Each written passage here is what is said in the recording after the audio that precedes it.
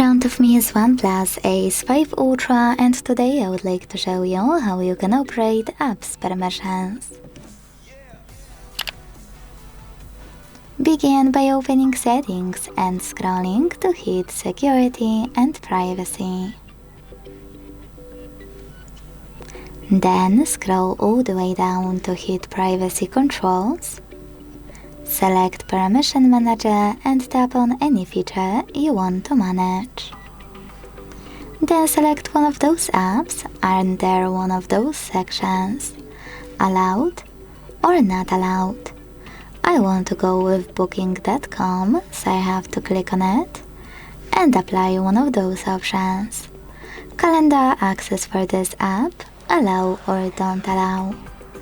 I want to hit allow, so when I tap and go back, I can start Booking.com just gained access to my device's calendar. But you can always pick any feature. Select an app you wish to manage and tap on See All Permissions. Then manage all of those only for chosen app the same way. Thanks so much for watching. If you enjoyed this video, leave a like, comment and subscribe.